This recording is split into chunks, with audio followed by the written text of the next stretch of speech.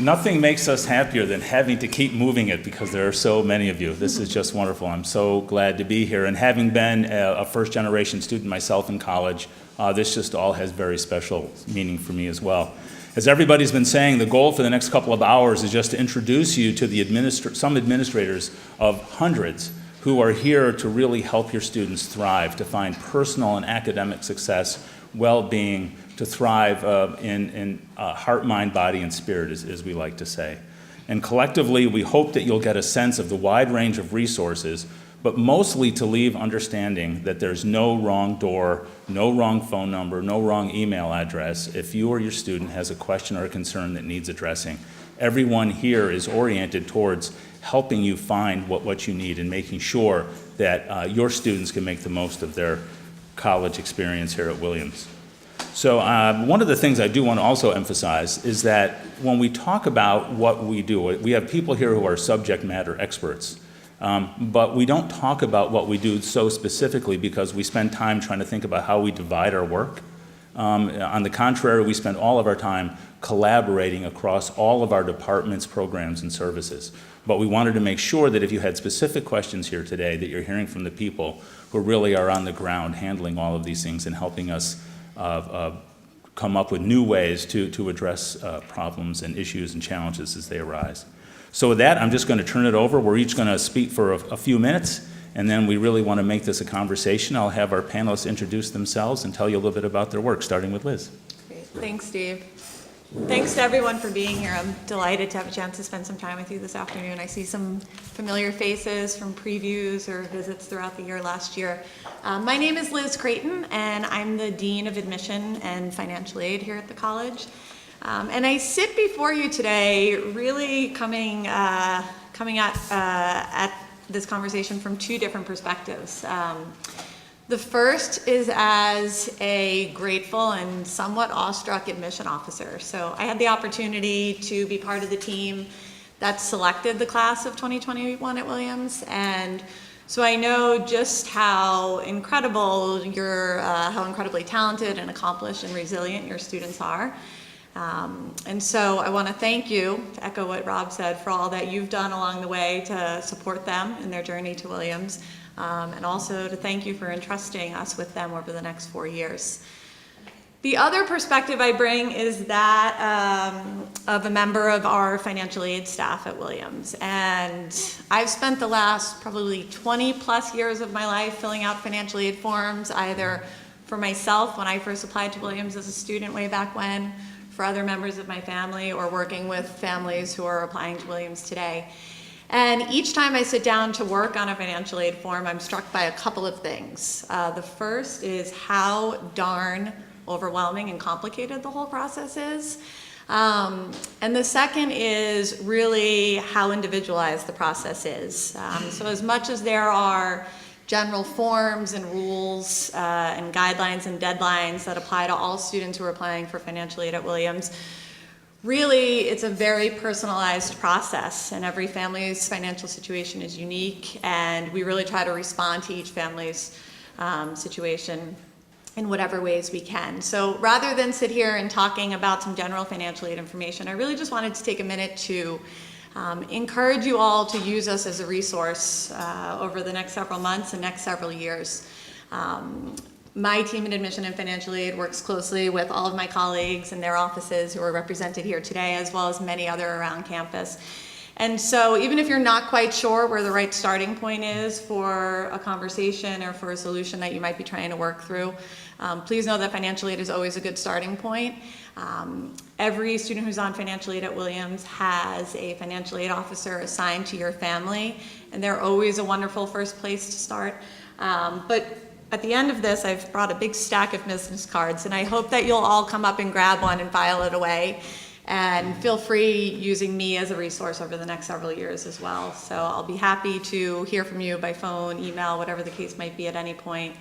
And always happy to point you in the right direction as you're trying to figure out how to navigate this place and help your students do the same thing. So congratulations to you and your entire family, and thank you for being here. And I'll turn it over and look forward to hearing your questions in a little while. Thanks. My name is Mary Kate Shea, and I am the bursar at Williams College, which is a very strange title. It essentially means I'm the director of student accounts and billing. Like Liz, I'm a Williams alum. I'm a little older than Liz, class of '81. And I have a two-person staff who works with me in the bursar's office. And we maintain the students' accounts, their billing accounts. We handle all the billing and payments. We issue the bills. We process refunds. If your student should study away in a couple of years when they're a junior, we would work with you on the payments that go to their study away program. So anything having to do with money in, money out for your student account, we handle. Billing works, there's two major bills. You all should have seen, hopefully, the fall term bill went out in the middle of July. And then we'll have another term bill in the middle of December for the spring term. So that big number on that bill was just for the fall term. There'll be another one.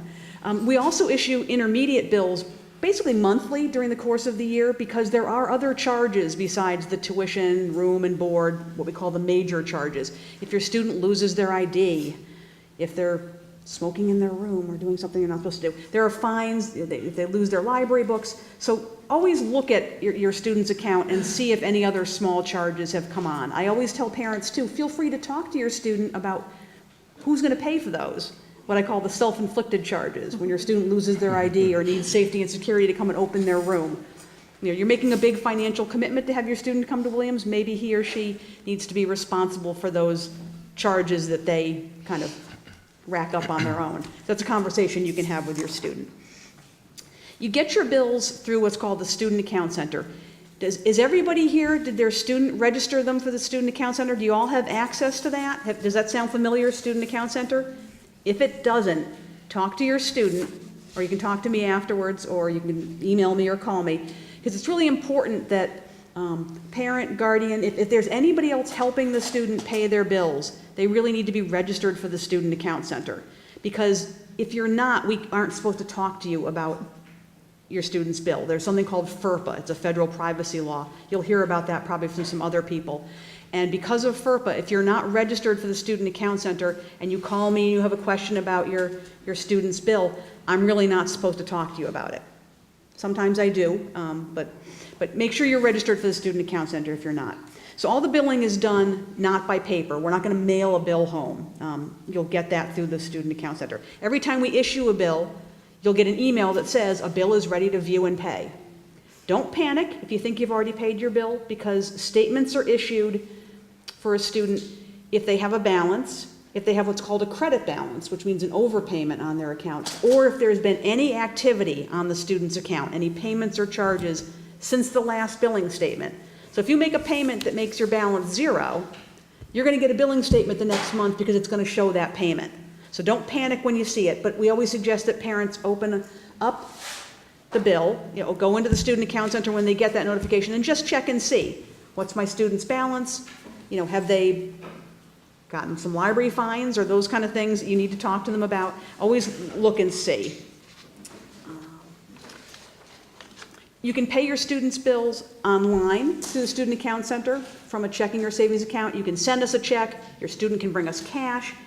We can take wire transfer payments. And we have something called Flywire for international families, which we found has been very, very good. It's relatively easy to use. I've never done it myself because I've never made an international payment, but we see the payments very quickly. So if you have any questions about how to pay your bill, feel free to talk to my office and we'll try to work with you on what the best way is. Now, here's the important thing. What if you can't pay your bill on time? Please call us and talk to us. We can arrange there's an official payment plan through tuition management systems, but we also have many, many special payment arrangements with families to tailor to their needs. Some families, if you're working on commission or that kind of thing, you can't make a payment regularly every month, but talk to us about how you want to pay your bill, because we are extremely flexible. And I put notes on students' accounts all the time about what the arrangements are going to be. If there's a major change of your family's circumstances, a death in the family, a loss of a job, a major illness in the family that's causing some financial stress, feel free to call us, and then what we usually do is we refer to the financial aid office to continue the conversations about what that means. Don't ignore, you tell your student not to ignore emails from my office. Fairly soon, there are going to be some emails going out about what we call drop ad holds. which is a registration for classes situation. If they don't understand what the email's about, tell them just to call me. My name is on, the emails go out from me, my name is on it, call me, I'll explain it to them, or if they don't understand it, they can forward the email to you, and you can call me, and we'll talk through what it means. But they really shouldn't ignore emails from any administrator on campus, because no good comes of just putting their head in the sand. Just call whoever they got the email from and see if they can understand what's going on. That would be my big takeaway. Just communicate with us about whatever is going on with your family as far as the efforts to pay your bills. And call us, email us, come visit us if you're in town. We're always happy and willing to talk to you about what's going on with your students' bills. Okay, thank you. Well, welcome everyone. It's such a pleasure to see everyone here today. One of our favorite times of year is this opening weekend and week where we get to see the new personality of our campus. And being in campus safety, we see that very quickly in many cases. So, my name is Tony Sinico. I'm the Associate Director of Campus Safety. And I think it's very important to focus on the name of our department, Campus Safety and Security. We are not a police force. We are here as a resource. And we are 24/7. We have patrols around the clock. We are here to take care of any problem your student may encounter, and whether it's has to do academically, emotionally. We are trained to handle all these different areas. And being a 24/7 operation, our officers and our administrators in our office, our dispatchers, and many times we have to take the role of the parent because no one else is here when these things occur. And I think that's very important for your students to understand. We talked about some starting points, but I always tell all our students that campus safety is a starting point. It's a place for your students to come with any problem they have because we are tied into every single resource at the college. And believe me, this college has a lot of resources and people and knowledge to solve problems. We tell our students, you're going to hit some bumps in the road along the 4 years. Our goal is to smooth those bumps out for you and for your students and your children. And so at the end of that 4 years, they can look back and say that was one of the best 4 years I've ever had in my life. And campus safety has a big role in that. I have 2 daughters. One works here at Williams College in student life, and my youngest daughter graduated in 2014 from Williams College. So I really understand the role of parents as far as sending your children to college. And when my daughter came here, and I was in the campus safety and security department, it was kind of it was a real pleasure to have her here. And, No, really, it was. It really was. And it worked out great, but you always have that little bit apprehension, I'm working in this role and my daughter's coming here, so. But it was a great experience for her and for me as well. And this is a great place to send your students to. A college like this has so much it wants to offer. It's up to your students to take advantage of that. And again, look at us as a resource. Any questions you have, you can call any time of day or night. There'll be somebody answering that phone, and they'll know how to take that question, that concern that you have, and get it to the right people in a very quick way. And so you're not going to be waiting around to hear what's going to happen. Campus safety makes sure these things are taken care of in a hurry. Not being a police force, sometimes we do have issues that arise on campus where we have to work with local law enforcement agencies. The Williamstown Police is right there where the Williams Inn and the Northside Motel is located. They're right there. They're very responsive to our needs. For several years, I was a third shift supervisor, and when they had to respond to this campus for any reason, they worked off of the information I was giving them, asking me questions to make sure they were handling the student that was we were concerned about was being handled properly. So it's a very cooperative environment that we have with the police here, and they're very sensitive to what we're trying to accomplish here as a college and making sure that when they act on something, most of their actions will be directed by how we are feeding them information. So I think that's very comforting as well. We also have officers in our department who have law enforcement affiliations. Myself with the Berkshire County Sheriff's Department. We have several police officers and court officer backgrounds, which allows us to network with law enforcement. So if there's any issues that concern the safety of our campus, the overall safety of our community as a whole, we can draw from those resources to keep our campus, one step ahead of the problems as they're developing, so we can be safe here. And I think that's critical to have those kind of communications with local law enforcement. And we share resources with all the local agencies, from the state police, the sheriff's department, the local police, and we also work with the FBI and the CIA if there's any kind of protection for international visitors or anything along those lines. So again, we are tied in with all the law enforcement, but here on campus on a daily basis, we are safety and security, and that's our goal here, is to keep all of our community safe so everyone can have a great 4 years. So any questions you have, I'd be happy to answer after this presentation. So thank you. Hello, everyone. I think I saw a few of you out and about yesterday with the students. It looked like people were kind of in between being excited, scared, nervous, all of it, right? We were all feeling that. So my name is Rachel Buchan, so I'm the Senior Associate Dean, and you've already met Deans Nina and Rosanna this morning. I think you'll be milling with them a little bit more. They are fabulous, absolutely fabulous, fabulous folks. We have a great team in the Dean's office. And I think Williams is really unique in the sense that even though a lot of these smaller liberal arts colleges talk about being high touch, talk about, having a very close relationship with students, we do it exceptionally well. And we actually have other schools that call Rosanna and Nina and the other deans to ask, how are you doing this at Williams? How is this so great? Why is your program so successful? We'd like to have it on our campus too. And we can see from all of the folks in the audience today that this extends to the work that Rob and other folks are doing with our parents too. So happy that you are here today. So as far as the Dean's office goes, we provide a lot of different types of support and resources that kind of blend the out of the class experience with the in-class experience. We do spend a lot of time talking with faculty and different folks on campus. We have a lot of meetings, but that's a good thing.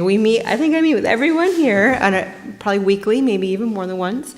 So we talk about different types of student issues and how we can best support our students. We also talk with students all day long, right? And in a very good way, in a very positive way, to help them manage different things, but also to help them talk about what they want to do when they leave here and how they want to be leaders on our campus. So there's amazing resources that we offer, including our entry system, so that when your student came in yesterday, they got their keys, they were assigned somewhere to live, and they're going to have an entire team of student junior advisors who will work with them to do programming, but also to help them out when they're facing really tough times. My guess is a lot of them are feeling homesickness already. Even if you're here, they're starting to feel it. So those JAs are really going to be with them in the evenings as well, on the weekends. So if stuff comes up, they know that they have people to talk to in addition to all that great programming.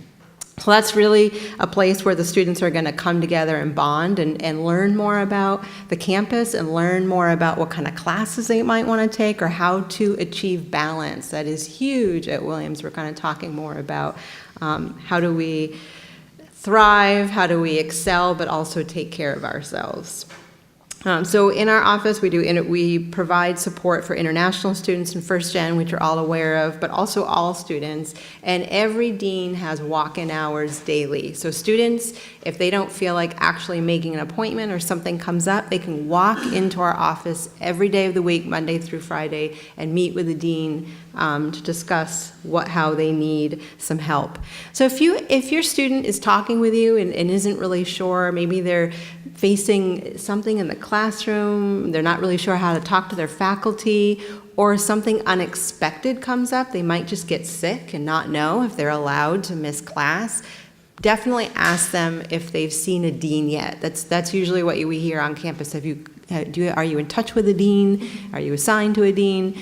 We're a really good place to start to support.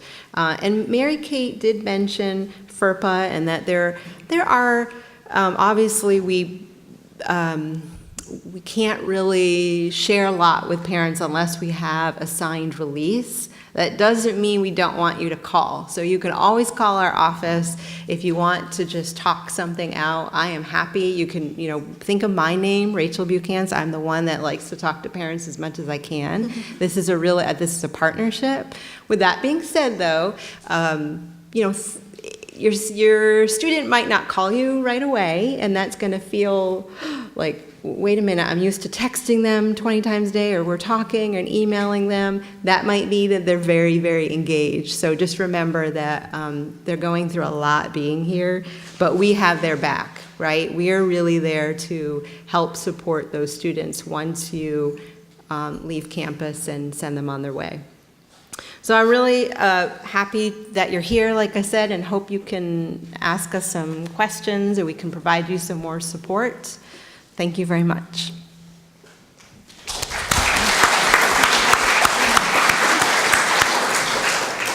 Okay, so now it's your turn.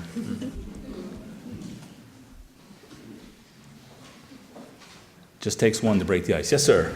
I have a question about admissions and financial aid. If a Bermudian student has dual citizenship, would it be any more advantageous that they apply as a U.S. student as opposed to a Bermudian student for admission and to be considered for financial aid as a U.S. student versus an international student? So there's not actually a lot of choice. If a student has U.S. citizenship or permanent residency, they're automatically considered in the domestic applicant pool. So we'll certainly take into consideration that they have dual citizenship, and that'll be an interesting sort of aspect of their application, but that automatically shuttles them through the domestic applicant process. And whether students are applying as domestic applicants or international students, we meet 100% of the need of every student who is admitted to Williams. But the citizenship piece is really sort of handled on our end, so you don't have to do a lot of thinking about it. Yeah, sure. Yes, ma'am. Hi, I'm Shonda. Well, my daughter's Alexa Lockwood. I'd like to know, how safe is it to walk around campus? How safe is it here at night? It's a great question. Again, we encourage, it is a very safe environment we create here. But we do have a main road that cuts right through the center of our campus, connects local communities. And so we don't have a control as to who's driving through our campus or stopping or getting out. Our patrols are continuous throughout the evening on campus. Our officers are very visible, as well as the local police. They'll be patrolling our campus as well. We do encourage students, though, again, as the evening starts to approach, to try to go places with friends. If that's not possible, to call us, and we'll offer an escort services. Either we can, if they're student workers, we have monitors that work for us in our department. If they're available, they'll meet your daughter and escort her to wherever she needs to go, or if they're not available, we'll send an officer. So there is always, just call us. If there's any concern, have your daughter just give us a call. Like I said, we're here all the time, and we are that starting point, and don't be afraid to call us. We're not here for any other reason than to keep your students safe and happy, so yeah, not a problem. The aspect of safety that I think about too is not having your earbuds in all the time or looking down at a handheld device, walking into a street. I would say the biggest threat awareness. is crossing the roads. Yeah, it is. It is, by far and away. By far and away. Yeah. That's it. So that's the other piece of it that the student can help us with. Yeah, look up. Yeah, exactly. That's the one, Make That sure saved the me a few cars- times too, I will say. Yeah. So, Yes. yeah, Yeah, you're very it's a great welcome. question, Thank you. thanks. Yes, sir, and then you, sir. My question is related to the previous one. What is the most salient security issue you have to deal with in a given year, for example? What is the typical? Theft is No. Sort of the most, the most prevalent security issue. It's interesting. I would say, from a security point of view, if you're talking about just our community, I would have to say dealing with substance abuse sometimes on weekends. Creates a lot of issues for our student body and for us to keep the students safe. Encouraging students who see that type of behavior in other students to contact us so we can actually get to the scene before a student has to be transported or requires any type of first aid response.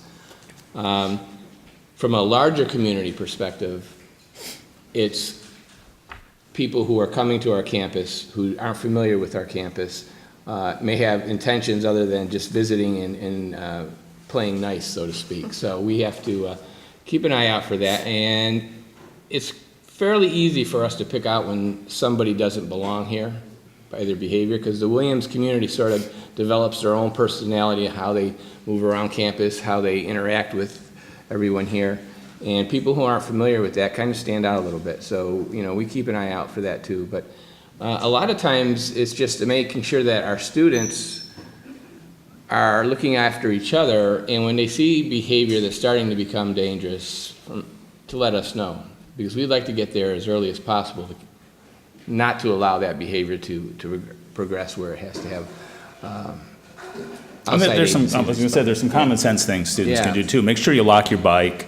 Don't leave your laptop sitting out on a table and wander away for an hour. Right. Lock your room to your door. It's, you know, Those kind of kinds things, yeah, and locking your room is so important. You know, I think we could prevent a lot of the theft that happens at Williams College if people would just lock their rooms. And a lot of that theft is being done not by people coming into our community, but it's opportunity for somebody seeing something available and they grab it and now it's theirs, so to speak. So, you know, again, common sense is important here. And if we have a problem that starts to develop and we need the police involvement, you know, within minutes they're responding to us. So again, those kind of things are taken care of very quickly. But we keep an eye on things, believe me. You know. Tony, would you suggest that they put the campus safety and security number in if their child has a cell phone, put that in there on the speed dial? Yeah, you can put us right on speed dial. It's a very easy number. It's all on our website, but it's, you know, it's 597-4444. And that goes right to our dispatch center. And as soon as our dispatcher has it, our officers respond. And if we need other involvement besides us, you know, it goes right to the Williamstown Police or Williamstown Fire Department, so. I've got you all myself. Excuse me, sir, you had a question? My question is twofold. How are undocumented students handled in the admissions and the financial aid process, and how are they handled by the Williamstown Police? So I'll take the first part of that. So we consider undocumented students or those who have DACA status as part of our domestic applicant pool, and that's true for both admission and financial aid.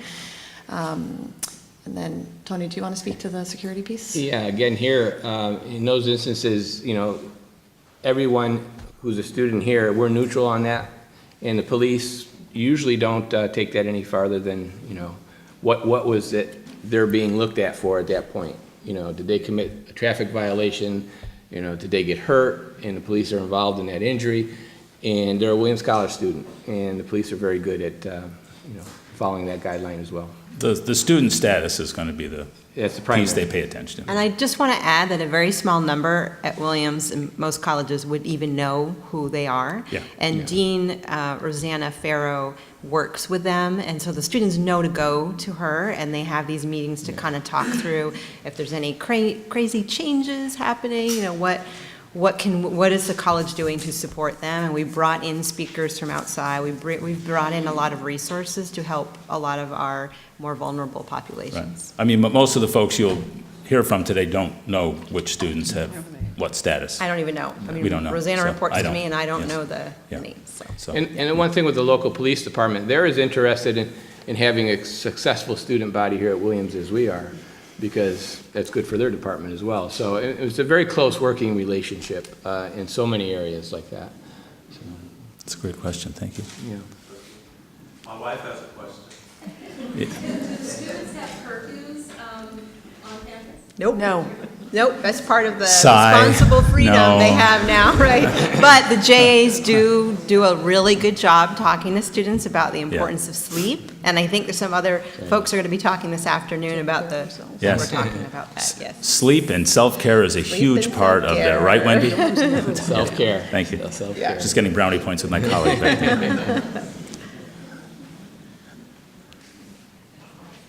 Other question? Yes, yes, ma'am. Question. I know you talked about needing permission to talk to parents about the billing and that kind of thing. How about the academic? And if a child is in academic jeopardy somehow, how does a parent get notified or? It's the same. It is the same. And I would say that I would recommend that if you all are concerned, that you call us before a faculty member, because we can usually kind of give you enough information generally where you're going to be assured, and we kind of know all of the different formats and the options a student can take. But we can't give out information, yeah, right. And I'm going to also put in a request, please, sometimes parents will call us and say, I want to talk to you about something, but don't tell my student. We really can't do that, we can't. And I understand why, absolutely understand why, but we are here to serve the students, they are adults, but again, we're trying to find a way to help, or we're not just going to hang up if someone calls, but we're trying to do this, really helping the student thrive and getting the student the resources. Yeah. Yes, ma'am. In association with that question, is there a release form that a student can sign that says if my parent calls or if something goes on, you can The call? student can, but there's not one blanket one for the whole college, so it would be, and we usually have it be time limited too. Yeah. Well, we'll talk about it also with their health as well, Yeah. when we, on the next panel, when we talk about health and well-being services. Because there's a whole separate thing there. My office takes, if your student has invited you to register for the Student Account Center and you've actually completed that process, and we still see that your registration is live there, we do take that as permission to speak to you about the bill. So it's a little different for my office. And also, if there is something going on in your family that's impacting your family's finances and the ability to pay the bill, you know, I'm not going to turn around and tell your student, your parent called and said, there's this issue. So we're a little different on some of those things than when it comes to the issues that really are about the student kind of growing up and becoming an adult.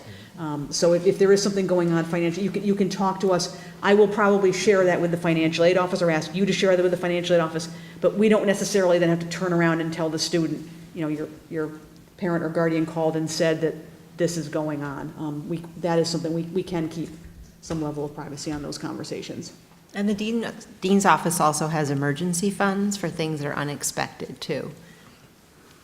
So when they say you're entrusting your care to us, you really are, in a lot of respect.